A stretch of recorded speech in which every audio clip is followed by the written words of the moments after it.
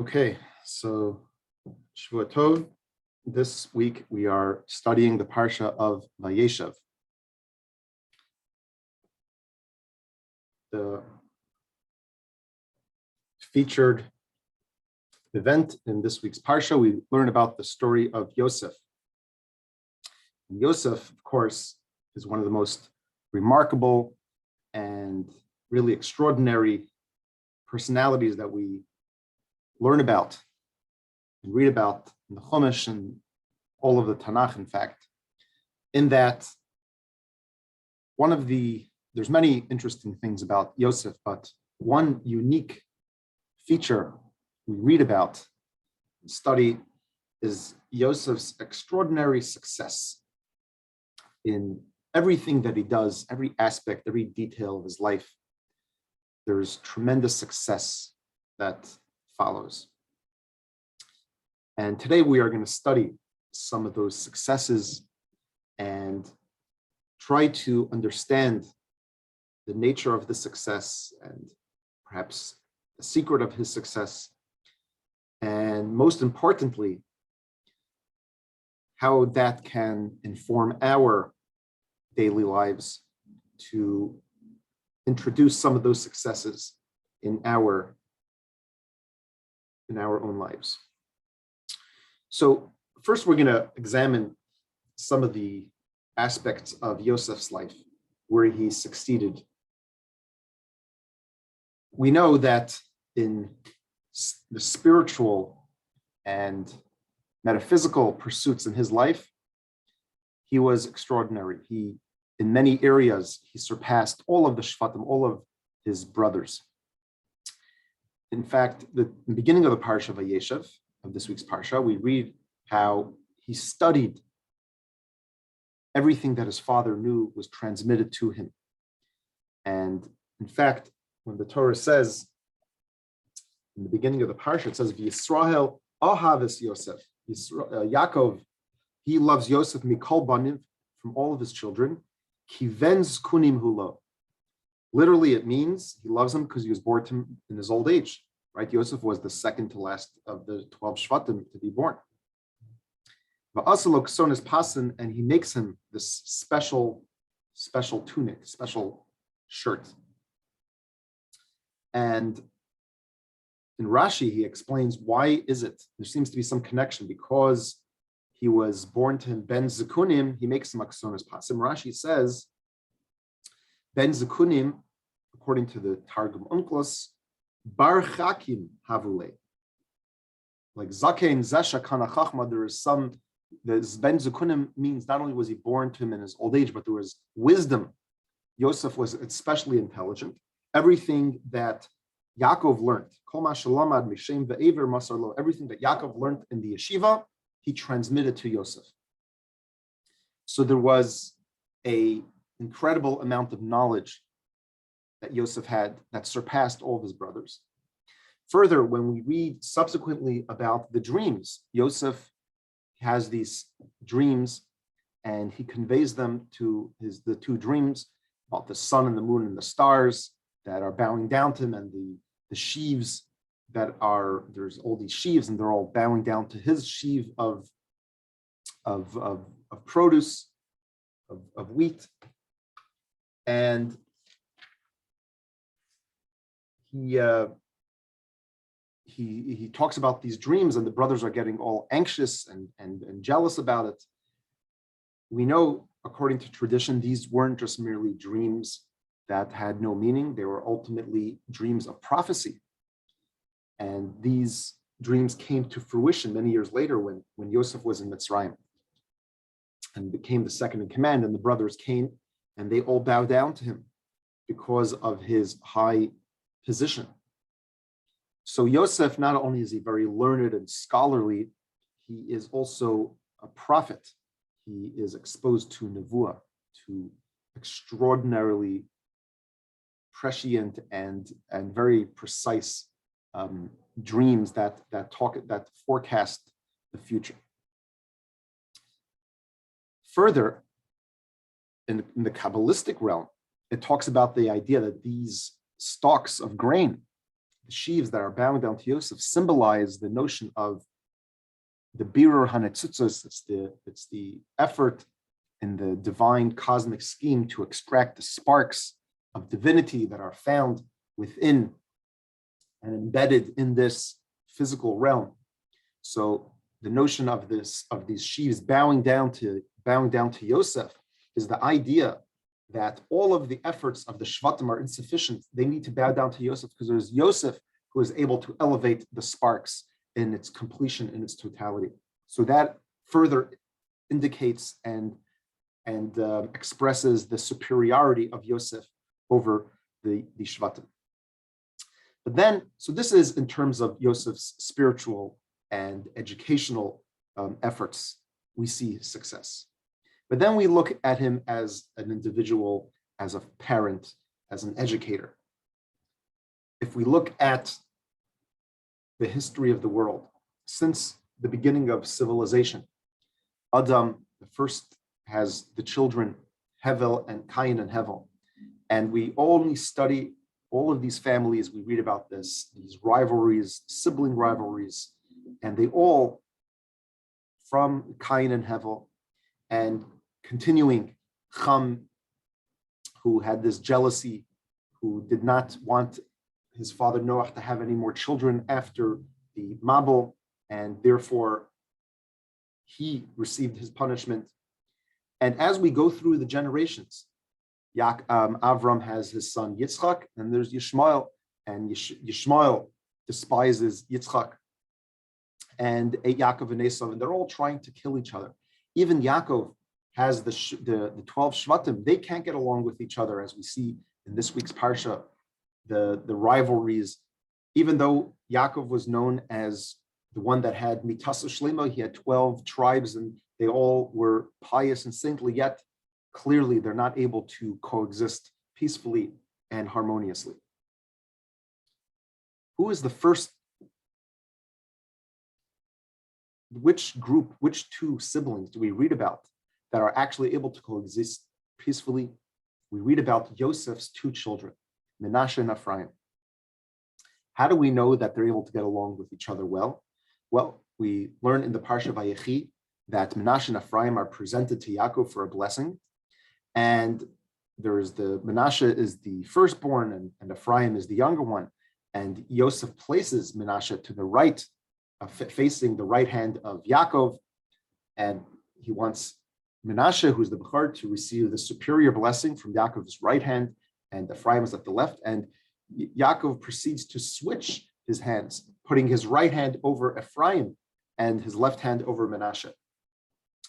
And despite that, and despite Yosef's objection to Yaakov's intent, nevertheless, he proceeds with the blessing, and we don't find any subsequent jealousy, rivalry that ensues between Menashe and Ephraim. In fact, when Yaakov says, Mi Elu, who are these? He was astonished. How is it possible that Yosef in Mitzrayim, Erevas Haaretz, the Torah calls a place of immorality and promiscuity, and nevertheless, Yosef is able to raise them in a place that's far away from Eretz Yisrael. All the other Shvatim, they have their families in Eretz Yisrael, in a place where they have their tradition and values, and indeed, it also has been influenced by many years of Avram, Yitzchak, and Yaakov, who have lived there for many, many years and taught about ethical monotheism and to live a honest and moral life. Not so in Mitzrayim. And nevertheless, Yosef, he's able to raise them to be pious and to be learned, and they are able to live with each other peacefully and get along with each other and appreciate and cherish each other. So Yosef does all of this. So we see incredible success on Yosef's part in terms of his ability as a parent and an educator to raise his children properly. Incredible success that we don't see until this point, in not just in his own family, but going back to the beginning of civilization. Then, not just in his personal life, but in his, so to speak, professional life, Yosef as a leader. We read about his extraordinary talents and his extraordinary abilities to organize, to take initiative. In any situation that he finds himself, his extraordinary abilities are apparent to all. It says, we read about how Yosef, when he is taken as a slave, he's sold and he's brought down to Mitzrayim. And immediately, as he's brought there, we read about how Yosef distinguishes himself. In Perek Lamed Tes, Pasuk Beis. So after it says Yosef Hurd Mitzrayim, he's brought down to Mitzrayim, and he is purchased by Potiphar. Potiphar, who is a officer, he's a distinguished person, the chief of the butchers of Paro. And right away in Pasuk Beis, Perek Lamed Tes Pasuk Beis, Vayehi Hashem es Yosef. Hashem was with Yosef. Vayehi Ish Matzliach. Very unique term. The Torah uses the word Hatzlacha. Yosef was a successful person. Vayehi Beveis Adonav Mitzri, when he was in the house of his master. And therefore, the pasuk continues to say, "Vayara Adonav Kashamito." His master sees that Hashem is with him. Whatever he does, Hashem is successful. Whatever he puts his hand to, he is successful. He finds grace, he finds charm in his favor in his eyes. Also, he attends to him. He appoints him over his home. Everything he has, gives the Yosef essentially the keys to everything. Ultimately, we know, so we see that in this episode when he is working in Potiphar's house. Subsequently, after the wife of Potiphar, he catches her eye, and she makes her advance. And when it's not successful, and he is framed of her trumped up charges, he is thrown into prison. But what happens as soon as he is thrown into prison? This is again continuing in Perek Lamed Tes, Pasuk Chaf Aleph. Vayehi Hashem es Yosef. Again, Hashem is with Yosef. Vayeti lav chesed. And when Hashem is with him, and he gets this favorable image, and his grace, his charm is in the eyes of the warden of the prison. He gives him charge. He's running the entire asylum. And finally, it concludes in Pasuk Chav Gimel. Ein sar beis hasoar roa es kol ma'uma biyado. He doesn't see any fault in Yosef. Ba'asher Hashem ito, Hashem is with him. Ba'asher os Hashem atzliach, and Hashem makes whatever he does, Yosef is successful. So here, both in the house of Potiphar and both in the prison, Yosef is successful. He's right away taking control. That's in his leadership, as ultimately culminates when he interprets the dreams successfully of the baker and the butcher in prison. And then he is presented to Paro years later, where he interprets Paro's dream successfully. And then he strikes it rich, where now we see Yosef's, not only is he a successful person in administrative affairs, we realize now he is also a savvy businessman. And we read how during the 7 years of plenty, he stockpiles all of the wheat and agriculture. And ultimately, we read later, after Parashas Miketz and Vayigash, where Yosef amasses one of the greatest fortunes in history that ever happened. All of the money, when the people had no food, they were spending all their money. When their treasuries were depleted, they sell themselves as slaves to be able to get the food. So therefore, Yosef owns. The Torah says he owns all the money and all the property, and even all the people, everything. So he has tremendous business acumen. So we see this paints a picture of Yosef extraordinary. We don't find anywhere in Tanakh someone who was so successful in every aspect of his life, in his personal life, his own academic pursuits, in raising his family and his children, and in terms of his ability to be successful in leadership, his leadership skills, and his business ability in all these areas. And as we mentioned, in the spiritual realms and prophecy, whatever he does, Hashem is with him and he's successful. So we need to analyze today, number one, what was the secret to Yosef's success? Why was he indeed so spectacularly successful? And ultimately, the big question for us is, very nice, great, Yosef did it. What does that have to do with me? How can I get that touch of mazel and hatzlacha that Yosef had? So in a word, it's very clear. We used before the term mazel, it seemed that Yosef had tremendous mazel in his life. What Yosef had was not just mazel. It can't just be some gratuitous, some fortuitous luck that he was able to just happen to be in the right place in the right time. Because if we look at Yosef's life from when he was a child, he wasn't lucky. Many things that happened to his life that were tragic and unfortunate. He loses his mother at a very, very young age. And ultimately, he goes through this life where he doesn't get along with his brothers don't get along with him, at least. And they hate him. They despise him. They sell him as a slave. They actually want to kill him first. And when they can't do it, when they resort, they sell him as a slave. So he's been betrayed by those who are most closest to him, his own siblings. And yet, he goes down to Mitzrayim, and there his misery doesn't end. Things get worse. He is a slave in the house of Potiphar. And finally, when he's able to make a move and make something out of his miserable situation as a slave in the house of Potiphar, again, he runs into the episode of the wife of Potiphar, as we mentioned before. And there he gets thrown into jail. And over there, he's there for years until he's able to interpret the dreams. But even then, he is not able to leave right away. It's another 2 years till he makes it out. So he went through a very, very long time. He doesn't see his father, who, as we mentioned earlier, had a very, very close and profound relationship with. He doesn't see him for 22 years.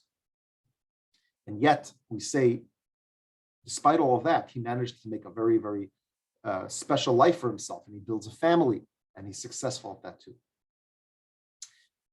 So in the Hasidic view, what Yosef really had was, he didn't have mazel, he had hatzlacha, he had success.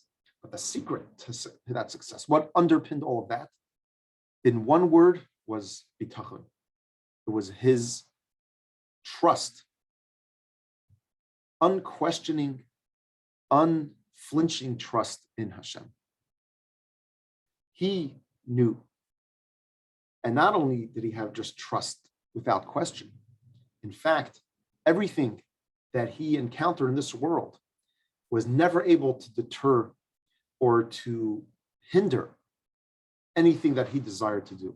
No matter the situation, no matter the challenge that he faced, and as we mentioned, he faced many, he was always able to look at it from a perspective that ultimately everything that is happening is Hashem's will. Imagine as a little boy, you're 17 years old, and you're sold by your brothers as a slave. They throw you into a pit.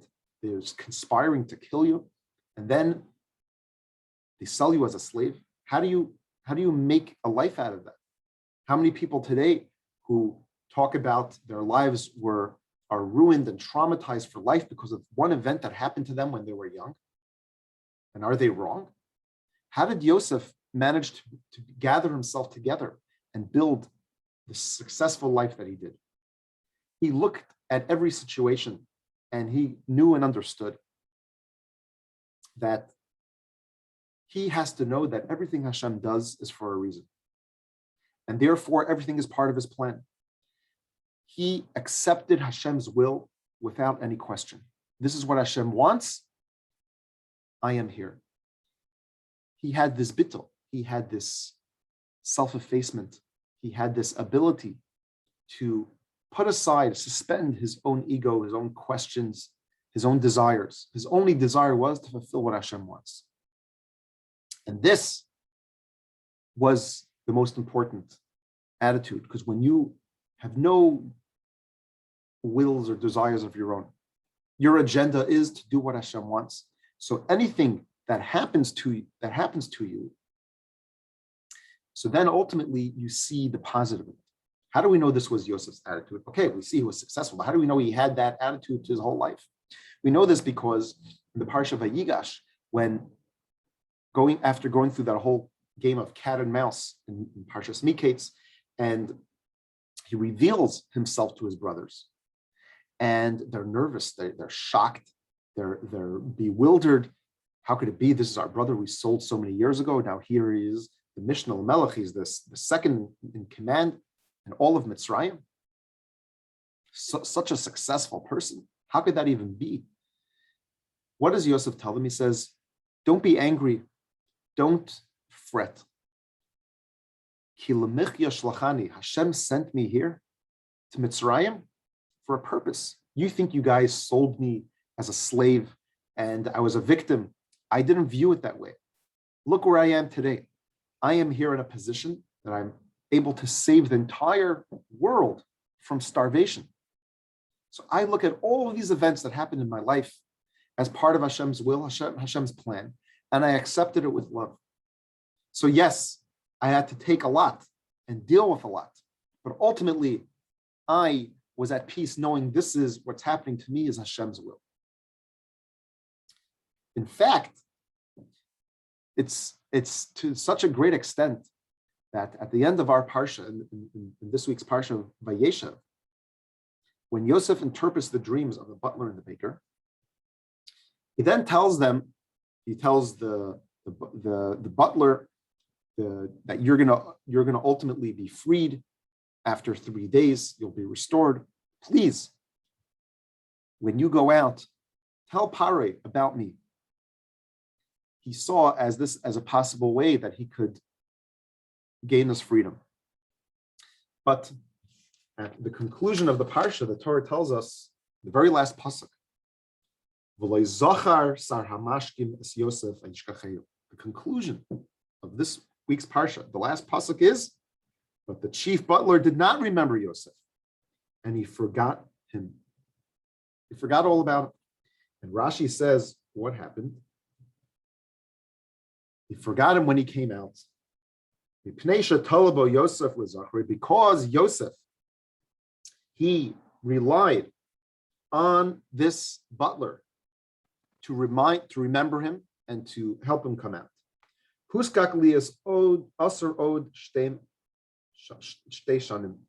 Yosef actually was punished and he had to stay in jail for another 2 years. Can you imagine? Yosef asks the butler, please remind Paro about me. Advocate for me. Because he did that, he was punished and he had to stay in jail for another 2 years. And the question is asked, I don't understand. What did Yosef do wrong? We all know there's a concept. Of course, you have to believe in Hashem, you have to trust in Hashem. But there's a notion of making a keli, a vessel, right? We always have to make our hishtadlus, we have to make our effort, and we create a vehicle, an avenue through which, a channel through which Hashem's blessing could flow into the world. So Yosef just merely saw this butler as a conduit of Hashem's blessing. Why was he punished? Because he relied on the butler. And one of the answers that are given on this is that indeed, Yosef, as a regular person, if he was a regular person, did nothing wrong. In fact, we are encouraged to make a shtadlus. That is the Jewish way. But the problem is we're not talking about any person. We're talking about Yosef. Yosef had a whole different level of emunah, of bitachon in Hashem. And here's the point. We have to know that the vehicle, the channel of Hashem's blessing is merely that, just a channel. The actual blessing comes from Hashem. And we have to know that nature itself cannot in any way make things better or worse for us.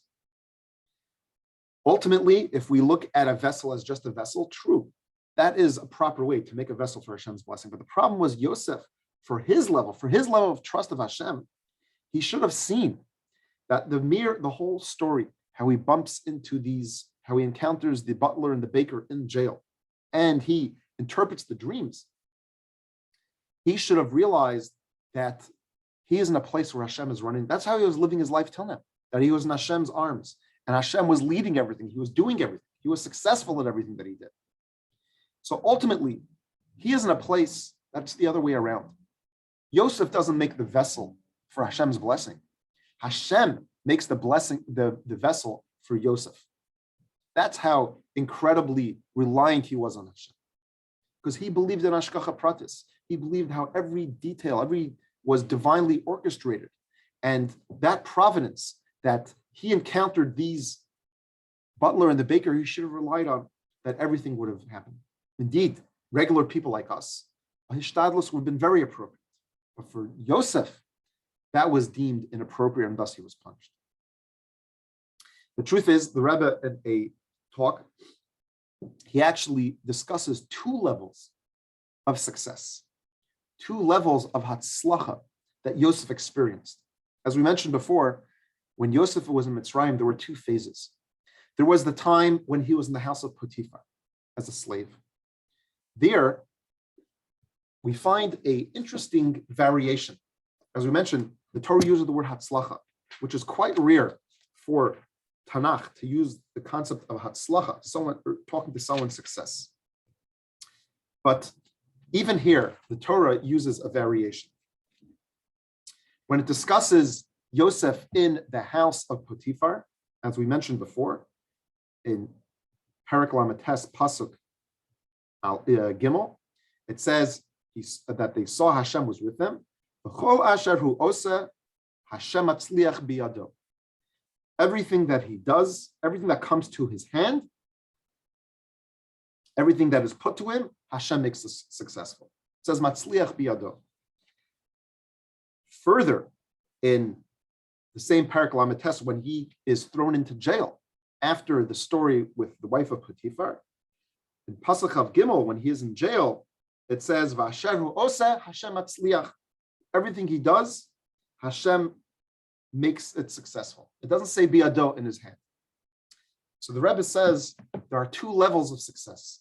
One notion of success is that you look at a person and they're active, they're accomplishing, they're achieving a lot of things. And it's quite remarkable. Each thing on its own, perhaps you would say, wow, this person really is talented and resourceful and was able to accomplish and achieve what they did. And maybe it was due to their initiative. When you look at the cumulative, the collective, everything that they're able to accomplish, you look at everything that he does, and this person's successful in everything, not just in one realm or in one facet of their lives, you say, this must be from Hashem. You could be successful in one area, one genre. The fact that you succeed in everything, that must be from Hashem. But at the end of the day, this success is somewhat attributed. It's matzliach biyado. The initiative, it begins in the hands of Yosef. We look at Yosef and we see some of his accomplishments in the house of Potiphar. And then we see that dazzling success and we say, wow, that must come from Hashem. But still, it is ultimately, we see the success has somewhat been channeled in the person's activity, in their behavior, stuff that they have done. There's a second level of success, which is not even possible to attribute. It's so far beyond, it's so transcendental, the success. It doesn't even say biyado. It just says, the success is directly and at the first instance attributed to Hashem.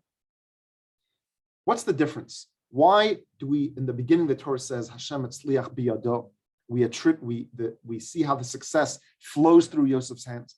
Then there's the second level where we don't even associate the success with Yosef.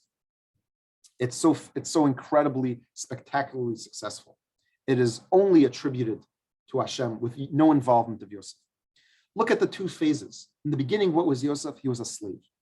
In the house of Potiphar, a slave, of course, everything that they do, they don't have their own identity. They don't have they don't do anything for themselves. Everything they do is for their master. In fact, in Talmudic parlance, kol masha kana eved kana rabo, a slave is not able to accumulate any of their own assets or property. They have nothing for themselves. Everything they have, they do for their master. But ultimately, they do things. They have chores. They have things that they need to do, and therefore, on the one hand, clearly they are totally they have no identity. But the chores, the activities, the things that they do are done. Rather, whatever they do is for their master. So over here, it's a level of what we would call bittul, of identifying with their master. But at the end of the day, they retain something, because the slaves certainly has certain activities and expectations and obligations that they have to do for their master. But then there's a second level. So in other words, if we want to use the Hasidic language, the Kabbalistic and Hasidic terminology, when we talk about bittul, right? There's two levels. There's the bittul of an eved, of a slave. The slave is obviously subservient and is subordinate to their master, but they still have something of an identity. Then you have a prisoner. A prisoner is a whole new level. Over here, there is nothing. We don't give slaves chores. We don't give them things to do. In fact, they are there against their will. They're bound up.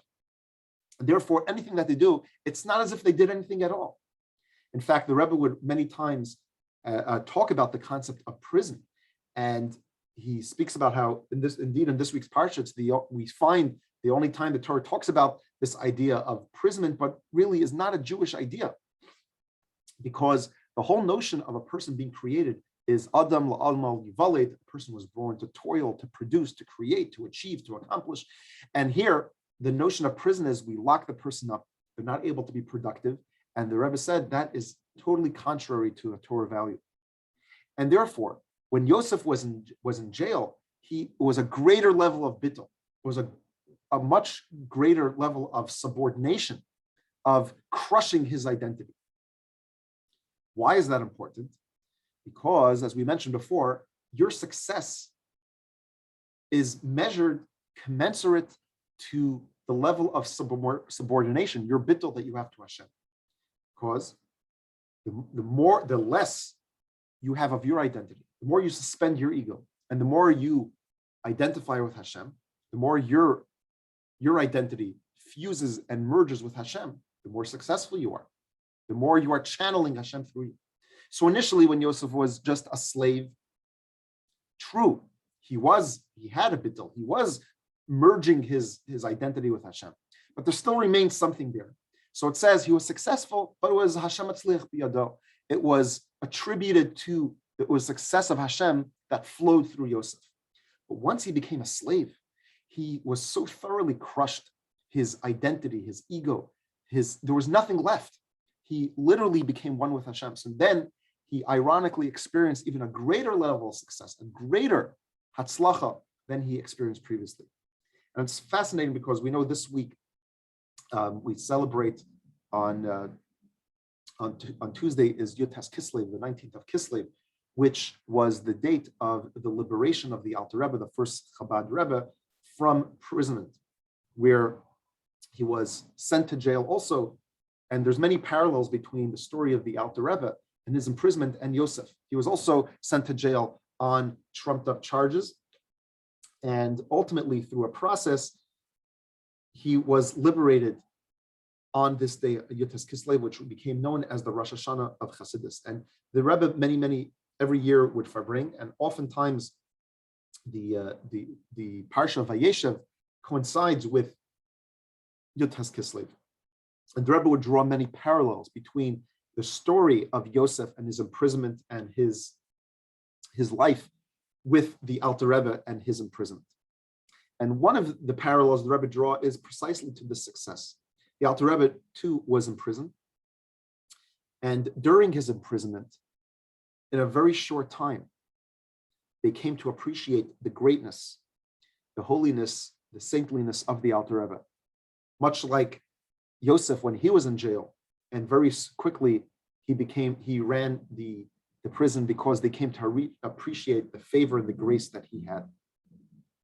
The Alter Rebbe was, some may be familiar with some of the stories, how he was able to impose his and impress upon the guards and the officials who wanted the Alter Rebbe to conform to them. And when the Alter Rebbe, when something was really important, he showed how the whole imprisonment was only based on his willing to go along with it. And when something interfered with his divine service of Hashem, he would change things. And in fact, they even would interrogate the Alter Rebbe, and they asked him many, many questions. And in a short time, they realized because of his greatness, they asked him to clarify many, many issues in the theology and in the Hasidic theosophy. And to the extent, it wasn't just that the Russian officials in the Senate and in the government that came to interrogate him. In fact, the Tsar himself, when he heard about the Alter Rebbe and his greatness, he decided he wanted to come see it for himself. And he dressed himself in plain clothes, and he came to the Alter Rebbe where he was in his jail cell. And when he enters, the Alter Rebbe immediately stands up and addresses him with great honor and dignity. And when this person hears that, and he's dressed like an ordinary person, he says, why are you addressing me as royalty? You know, this is another problem for you, because now this is rebellion, this is treason. And the Alter Rebbe says, he said that the concept of that the kingship and royalty, monarchy in this world is a manifestation and evolves from the spiritual royalty and monarchy. As soon as you came into this room, I felt an intense energy, and I felt there was something majestic and sovereign about the way and regal about your entrance. And I knew that you are not an ordinary person. So the Alter Rebbe was able to impress upon all of these people how he was a very, very special person. And yet, after the Alter Rebbe was released, he was released on the when it became official on the 19th and the 20th of Kislev. He wrote a letter to one of the Hasidic Rebbes, and he said that this day is such a special day because all of the officials and all of the government people came to appreciate how incredible his liberation was. He said that when he was sitting and reciting it was the 19th day of the month, but the Alter Rebbe would recite not just the Tehillim, the way it's apportioned based on the month, it was also based on the week. That the Tehillim can be divided not just in 30 parts, but also in 7 parts, corresponding each day of the week, you say a section. And on that day, on the Tuesday, he was reciting the 55th chapter of Tehillim, where over there, the famous Padav V'Shalom Nafshi, he was reciting that section, and he was saying Padav V'Shalom, and as he was saying the word Shalom, he was informed of his liberation. So it was an incredible, remarkable culmination of his being in jail. And he said all of the officials, they all knew that his liberation was something miraculous, because the charges of treason, to be able to get out of that is not a simple thing. He was brought in the black wagon, which was known for the people who were the traitors and people who tried to treason. These people often were never even given a second look. They were just executed and done with. Alter Rebbe's miraculous liberation was appreciated even in those in the government, and they said this must be from Hashem. The Alter Rebbe draws that parallel. The Rebbe draws the parallel and says this too was like Yosef, where they all came to appreciate his greatness and his spectacular success. And the Rebbe said, what changed? When the Alter Rebbe was in jail, he was very much pained. Of course, there was on the physical realm, it was a dangerous situation, but what bothered him most was his inability to study Chassidus, to teach Chassidus to others. And in fact, he often spoke about this idea. The Rebbe would expand on this idea that his arrest wasn't just because of a false accusation of rebellion against the Russian government, but in fact was a spiritual gzeira, a spiritual decree, because the Alter Rebbe was attempting to teach Hasidic teachings on a level that was unprecedented. And there was pushback in the spiritual realms. And when he was liberated, he began to teach Hasidus and expand and expound on these ideas to a whole new level. But when he was in jail, he was unable to do so. And the Rebbe Rashab, the fifth Chabad Rebbe, compared it to an olive. An olive, it gets crushed. It gets crushed, and then the oil flows. And with the oil, which is an analogy and a metaphor for the Hasidic, the mystical teachings of the Torah, through the crushing of the olive, we go through a process where we're able to have the oil which generates tremendous light. But when the olive is crushed, it has nothing. It's not an olive. It's not that fruit of an olive, and it doesn't have the oil. There's nothing there. The Alter Rebbe was in jail. It was a crushing experience because he was not in his own. He had no autonomy. He was not able to study Hasidus or teach Hasidus, and that pained him greatly. But the Rebbe says it was because of that process, because the olive got crushed, just like Yosef was a prisoner. The Alter Rebbe was a prisoner. That process which the Alter Rebbe went through, which he was completely crushed, his whole identity, ironically through that led to a tremendous ability of growth and transformation. And this is ultimately, as we ask the question, how does this all tie into our lives? Because each and every one of us are the Yosef. There's a pasuk in Tehillim that says, Nohe Katzon Yosef, the flock of Yosef. We are all Yosef. Yosef had to wander and was away from his family for a very long time and went through many travails and difficulties. Each and every one of us have like the story of Yosef. Things got from bad to worse, and he was in exile from his family, and ultimately he went down in chains to Mitzrayim as a prisoner.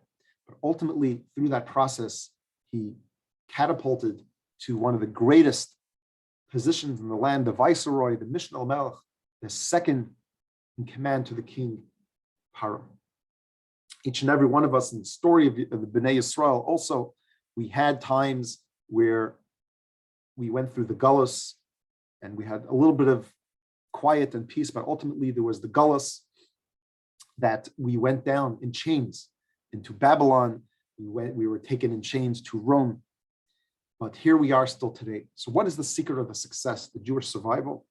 It has always been this bitachon, this trust in Hashem, that no matter the situation, no matter how dark, no matter how gloom and doom that we encounter, we know we are in Hashem's hands. So what does the Kabbalists teach us? Everything depends on our attitude. Everything depends on our perspective in life. Because ultimately, our thoughts, our positive thoughts, is able to affect the blessings that we receive from Hashem. Because everything is based on our feelings and our attitude. If we are in a disposition of joy, of happiness, so then Hashem blesses us in kind with happy and positive things. If we are in a state of atzvus, of sadness, depression, melancholy, unfortunately, that can in itself bring tragedy. That can bring the tsaros. Thus it says, Ivdu es Hashem b'simcha, we have to serve Hashem with great joy and happiness. Because when a person is happy down here, the Zohar tells us this, that Hashem corresponds midah keneged midah. If we are happy down here, Hashem is happy up above. And this teaches us the great importance and how urgent it is to be in a state of simcha and bitachon. And this is, when we talk about Yud Tes Kislev, which is known as the Rosh Hashanah of Chassidus, the New Year of Chassidus, the great idea, one of the great contributions of Chassidus, what did it teach us? It teaches us the idea of Hashgacha Pratis, of the divine providence, that Hashem is found in every encounter, in every phenomenon, in every person, in every object, and everything. Imagine you knew Hashem is everywhere, even in the most difficult and trying times, even the most difficult and trying experiences. Hashem is there, and we're there for a purpose. And just like Yosef, He never saw himself as the victim. I was sent down here in chains. Let me just sit in my corner and mope. Rather, he said, I was sent here for a purpose. If I came down here to Mitzrayim, there must be a reason. And when you have that positive attitude, when you have that bitachon, Chassidus teaches us, when you look at Hashgacha Pratis, that's why Simcha is such a most important thing, because you imagine, you are with Hashem wherever you are. That is a source of tremendous blessing. It's a source of tremendous joy, and that in turn will bring joy into your life. They tell the old story. There was once this person, this Jew in a village, and he made a living. He had this donkey, and he would schlep wood. He was a wood chopper. He would go and collect wood and sell it in his village. And one day, as he was returning, he came by this cliff, which had a great view. And he rests a little bit, looks over, and he sees there's this flock of sheep are pasturing, and notices that there's this one sheep that strays from the flock and goes on its way, and it disappears. Doesn't see it again.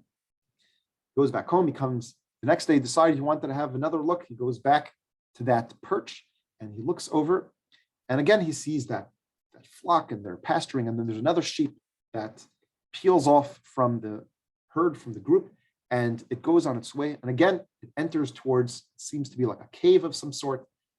It goes inside and he doesn't see it again. When he goes, it's the third day, he says he needs to investigate. So he goes down and he sees another sheep. It goes off from the flock and it's going towards the cave. And it goes inside. He decides to follow it. As he goes inside, he smells there's this stench. And he sees, as he gets closer, there's piles of bones. It must be from the sheep. And as he gets closer, he sees there's a bear on the ground. It has no hands and has no feet. And the sheep walks right up to the bear, walks up into its mouth, and the bear devours it. He sees this. He is astonished. And he runs back home. And his wife says, hi, what's going on? He says, everything is great. Don't worry. Hashem will provide. He says, okay. She accepts it. And the next day, he gets up and he sits down. He just opens his Talmud and he's studying. What are you doing? You have to go work. And he says to her, the one who has provided for the beer will take care of us as well. Didn't understand what he's talking about. He says, okay, if you say so. And he continues learning. The next day, again, she sees he's not going out to work. He's sitting and opens his Gemara and he's learning again. He says, my dear Yankel, you need to go out and work, provide for our family. He says, don't worry, my dear. The one who has provided for the beer will provide for us as well. This is really strange. And day after day keeps on saying the same thing. She thought he lost his marbles. And the word gets out that there's something going on over here. This husband, he lost his mind. He's totally deranged. He's talking about a beer. And day after day after day. Finally, after a while, one day, there's a knock on the door. And two people come in and they say, we see you have your donkey, it's sitting outside all day, and nothing's happening with it. We'd like to rent, do some errands with it. We'll pay you for it. And they negotiate a price, they pay him, and he's all excited. He says, look, my dear wife, look, Hashem has provided, he has taken care of us. And she wasn't so sure, she was worried, but she went along with it. The truth is, these two people were not such good citizens. These were two bandits who've been in the area, been robbing people left and right. And now they decided they wanted to go home, and they found a way to find transportation of all their possessions and gold that they accumulated. So they take the donkey and they saddle up the donkey and they put all the gold and all the silver and all the stolen things that they had, all the treasures. But before they go, they decided to take some food. They need to buy some provisions for the way. So one of them said that they'll go to the town, they'll buy the food, and the other one would watch the donkey and their treasures. And as the person goes away, goes to town, this other person, Ganav, of course, she says, why should I share and split this money with this other person? Let me kill him and I'll keep it all for myself. So he starts to form this big pit in the ground, digs a pit, and he covers it up with hay so he shouldn't realize. Now, when the person will come back, he'll fall into the pit and die. Little does he know that his colleague is thinking the same thing. Why should I share all the money with him? Let me kill him and I'll keep all the money. So he puts some of the food that he puts aside for the other person. He puts some poison in there. And here he comes back from town. And as he walks towards his colleague, he doesn't realize and he trips over the area where it was a pit. He falls in and he dies. So now this other bandit's feeling all good about himself. He says, now all the money's for myself. Let me just eat a little something and then I will be on my way. He takes some of the food, he eats it, and of course it's poisoned and he dies as well. So there they are, the two ganavim, they're dead. The donkey is sitting and waiting. It's impatient. It's waiting for a long time. It starts with its teeth. It chews its way through the rope that's tying it to the tree. And what does it know? It has to go back to its master. It looks through the familiar path, makes its way back to the home of this Yankel, the wood chopper. And as he comes back, so the wife is all nervous. What's going to be? I told you, it's been already a couple of days and they haven't been back. And there's obviously people, they are liars and ganavim. And the husband says, don't worry, my dear, he who has provided for the beer, he will provide for each and every one of us. And as he's saying this, they hear a noise outside and look outside. There's their donkey, but they notice there's a big pile, a big bundle on its back. And they walk up to there and they see there's gold, there's silver, there's everything there. And for days, they're going around and asking people about it, but nobody knows whose it is. So he says, see, my wife, I told you, you're so worried. Why are you so worried? He who has provided for the beer, he will provide for us as well. So this is a good old story of bitachon that some people have. It's where Hashem takes care of everything. True, we should make our hishtadlus, we should make our efforts and our vehicles, our channels for Hashem. But as we approach the day of Yud Tes Kislev, we study the ideas of Chassidus, which teach us that Hashem, He is everywhere where we are. He is there with us, and He has forged a path for each and every one of us. And when we have that same attitude, just like Yosef, when we know that Hashem has placed us where we need to be to fulfill our divine mission, Hashem gives us hatzlacha. Hashem matzliach biyado. Hashem, the success flows through your hands, but even higher, that v'chol asher osa, as the Vayeshev who osa Hashem matzliach, that whatever he does, Hashem, the success flows directly from Hashem, that we each all experience that success. Begashmius Baruchnius, spiritually, materially, much health with the coming of Mashiach b'mheira v'yameinu. Amen.